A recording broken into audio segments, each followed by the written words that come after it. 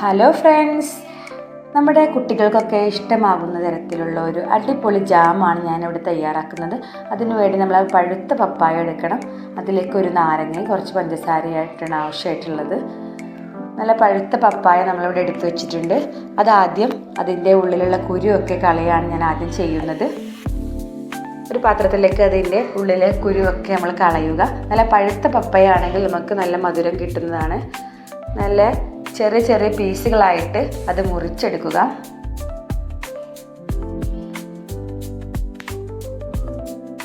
നമ്മൾ കടയിൽ നിന്ന് വാങ്ങുന്ന ജാമിനേക്കാൾ നല്ല ടേസ്റ്റും വളരെ ഹെൽത്തിയുമായിട്ടുള്ള ജാമാണ് നമുക്ക് വീട്ടിൽ തയ്യാറാക്കാൻ സാധിക്കുന്നത്. ഞാൻ അങ്ങനെ ഇവിടെ പപ്പായകളെല്ലാം കട്ട് ചെയ്ത് വെച്ചിട്ടുണ്ട്.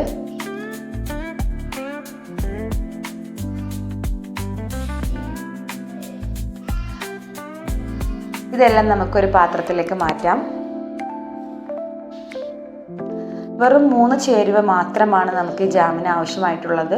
നല്ല പപ്പായ, ഒരു കപ്പ് പഞ്ചസാര, ഒരു കറുവാപ്പട്ട,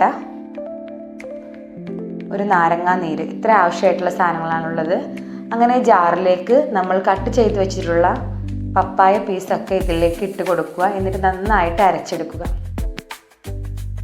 ഒരു പാൻ അടുപ്പത്ത് വെച്ച് അതിലേക്ക് കുറച്ച് ഓയിൽ ഒഴിക്കുക. ചട്ടി നന്നായിട്ട് ചൂടാകുമ്പോൾ നമ്മൾ ജാറിൽ അരച്ച് വെച്ചിരിക്കുന്ന നമ്മുടെ പപ്പായയുടെ പേസ്റ്റ് അതിലേക്ക് ഒഴിച്ചു കൊടുക്കുക.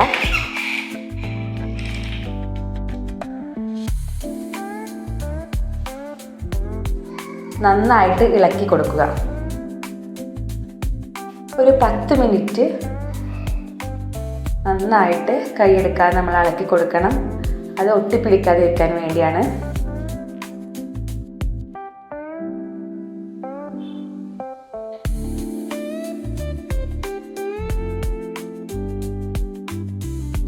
പത്ത് മിനിറ്റിന് ശേഷം നമുക്ക് അതിലേക്ക് ഒരു കപ്പ് പഞ്ചസാര ചേർക്കാം. മധുരം ആവശ്യത്തിനനുസരിച്ച് ഇടാവുന്നതാണ്. നന്നായിട്ട് ഇളക്കി കൊടുക്കുക.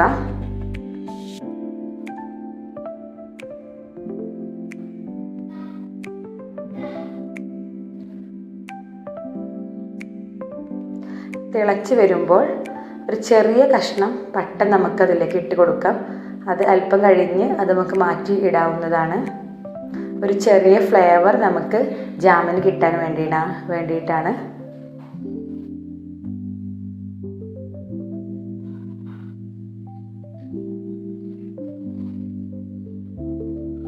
ഫൈനലായിട്ട് നമ്മൾ ഒരു നാരങ്ങ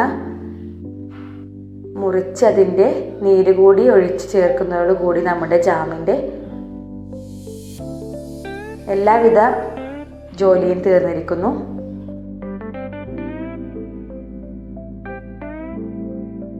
അങ്ങനെ വെറും 3 ചേരുവ വിഭവം കൊണ്ട് നമുക്ക് അടിപൊളിയായിട്ട് നമ്മുടെ പപ്പായ ജാം തയ്യാറാക്കി കൊടുക്കാവുന്നതാണ്.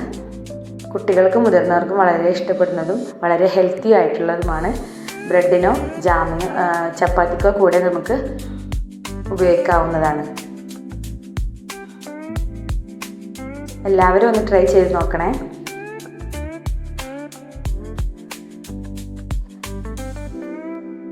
വീഡിയോ ഇഷ്ടപ്പെട്ടാൽ ലൈക്കും സബ്സ്ക്രൈബും ചെയ്യണേ. നിങ്ങളുടെ കമൻറ്റുകൾ താഴെ രേഖപ്പെടുത്തുക. Thank you.